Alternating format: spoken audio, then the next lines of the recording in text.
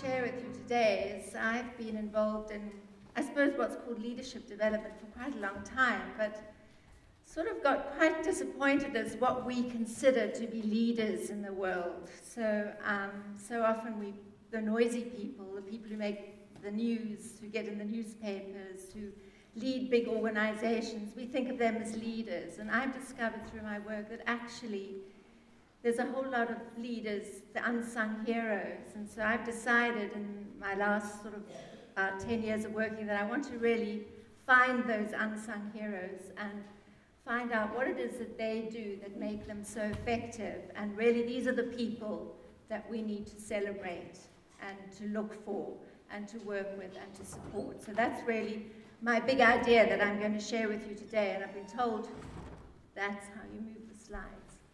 A little bit about who I am. I was born north of the Limpopo, so I grew up in Zimbabwe. From first generation there, my parents were Scottish. I had a father who was a doctor, absolutely passionate about primary health care and used to fight the system. He felt immunization against measles was way more important than anyone having a heart transplant. So that's the kind of feisty father I grew up with that really fought the system.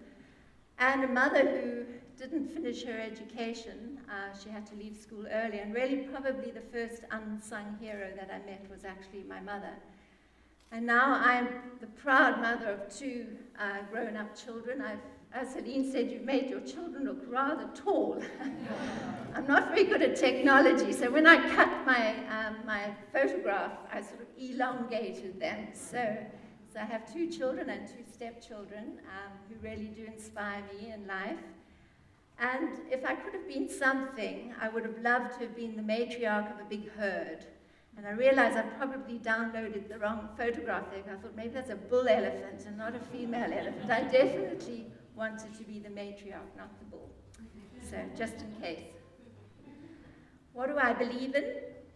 I constantly question. I'm very bad with authority. I always challenge authority. I think that's why Helene and I connect so well. I believe in the interconnectedness of people, so I look for ways of connecting people, because I immediately, when they talk about what they're doing, I think about who I could connect them to really enrich what it is they're doing. I build relationships all the time. Relationships are very important to me. So I really look for people that are going to make a difference to my life and to other people's lives. So big focus on relationships. What really makes me excited is I feel like I've helped somebody else grow, and that's sort of what the focus of my work is to find ways to help other people be effective in the work that they've chosen. So that's really what inspires me. I'm really inspired. One of my inspirations is actually nature's genius, and in fact I follow on very nicely from the last two speakers, because I'm going to talk about the principles that guide nature, that I believe guide all organisms, and I believe these are the principles that are guiding the unsung heroes that I talk about, that I believe are in our society and that we really need to celebrate. So nature, of course, has been around for 3.8 billion years, and there's a whole lot of wisdom embedded in nature by the species that have actually survived to exist today. And these are the principles that I think are very much guiding unsung heroes in the world. And this all happens within Earth's operating conditions. And Earth has specific operating conditions. It's constantly in a constant state of change. There are cyclical processes. It's subject to limits of water, sunlight, and gravity. And in this whole system, the principles, life's principles, allow things to thrive and flourish and create conditions conducive to life. I thought that I'd make some really nice pictures for you to see, so it distracts you from listening to me. So these beautiful pictures, but this is really, and this is what unsung heroes do. They focus on how can we create conditions to life for other people to flourish in the communities where they're operating.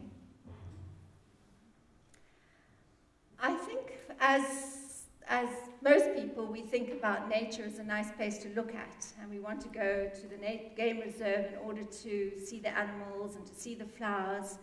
but we don't really understand that this is the gift that keeps on giving, like unsung heroes. Nature's providing us with a whole lot of services that we absolutely take for granted.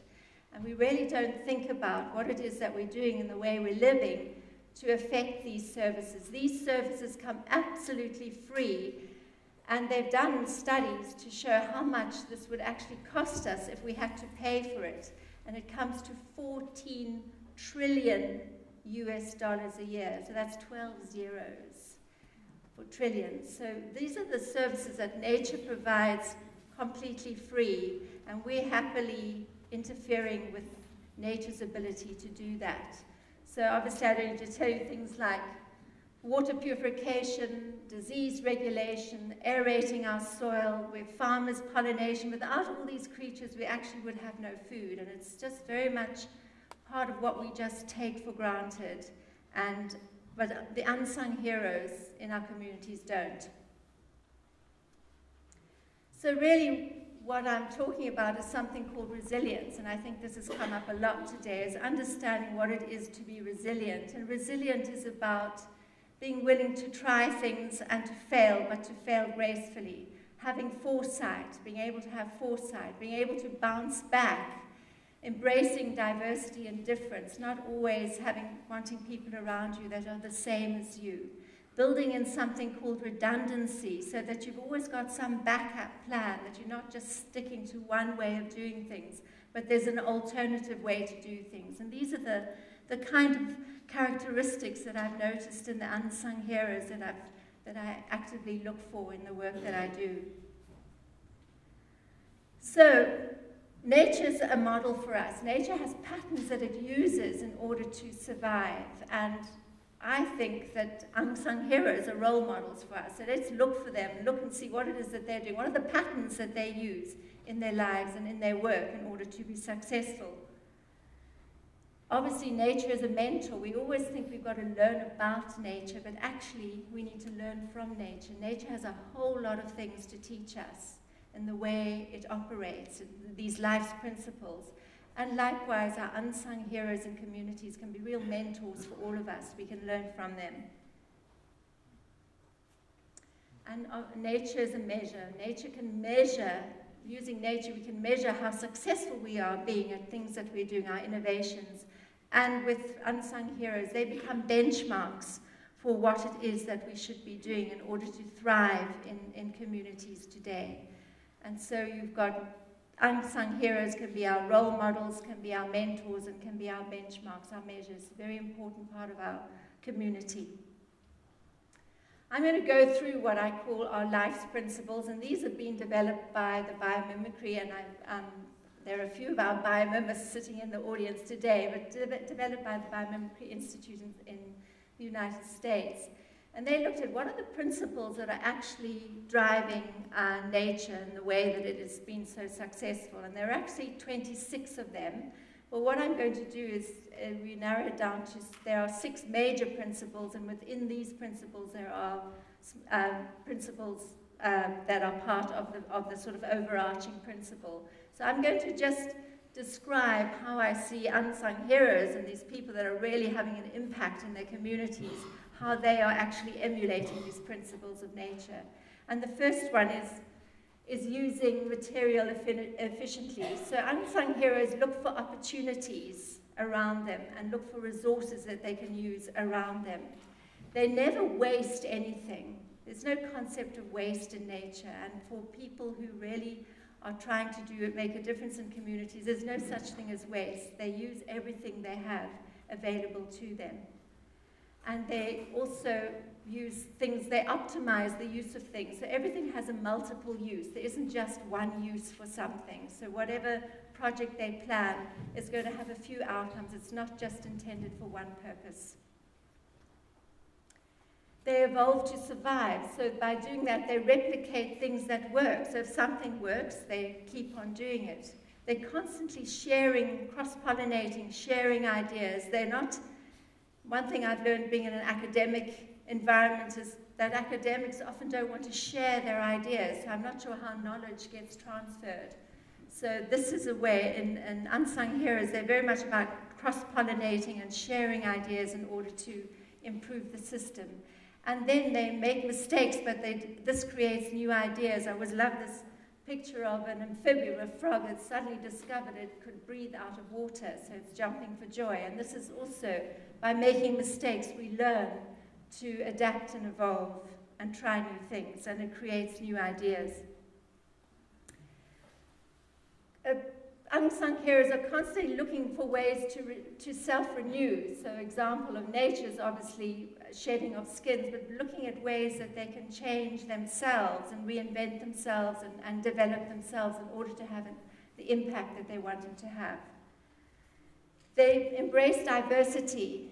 Difference is very important, and so they never surround themselves with like-minded people, but bring a whole lot of people who are going to challenge them together in order to progress whatever it is that they're trying to do.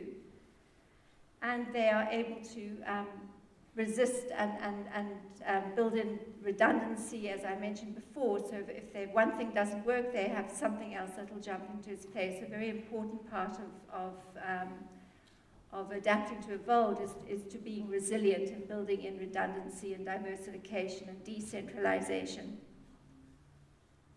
Integrating development with growth. I think South Africa is a real example in the last few years that we've tried to grow without developing.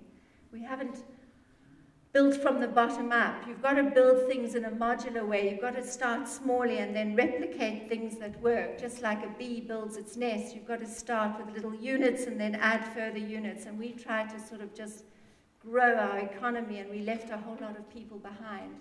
The unsung heroes are working in communities, trying to build from the bottom up and trying to go slow to go fast. You've got to do the upfront work in order to achieve the things that you're wanting to achieve. And very important, looking at the turtles, when they emerge, they create these relationships. A very important part of people successful in communities is they build strong relationships that help them with their work. Being locally attuned and responsive, it's very important to source locally, to work with your local environment, not to go far afield to get the things you need, but look around you and see what it is that you can use in the local environment. The one thing that we've lost as humans, and I think people have spoken about it a lot, is we don't have our antennae anymore. We're not noticing, we're not observing what's going on around us. Being locally attuned and responsive is you're very aware of what's happening in your context and constantly seeing what's happening and noticing and being able to adjust according to what's happening around you. And just the example of the acacia tree and the wasp board, it's about building cooperative relationships. How do you build relationships that really add value to the things that you're wanting to do? And the last of these principles is using life-friendly chemistry. Nature never uses toxins. I think we saw some example, or heard from Brett some examples of toxins. It's not necessary to use toxins, and people in communities would never use anything that's toxic. So how do we take toxic things out of our system and work with just things that are life-friendly to us? So this is my community of the future. I hope you recognize pictures of Prince Albert. And I'm so pleased I put a jackal in there for Brett. Okay? So just looking at communities of the future really need to flourish as constantly changing. It's a constantly, rapidly changing world. So we have to connect, we have to work together, and we have to celebrate these unsung heroes. A lot of them have been here today, actually, and you're going to hear more of them later, who are doing amazing things by emulating life's principles and creating conditions conducive to life so that everybody in Prince Albert can feel like a citizen in this place.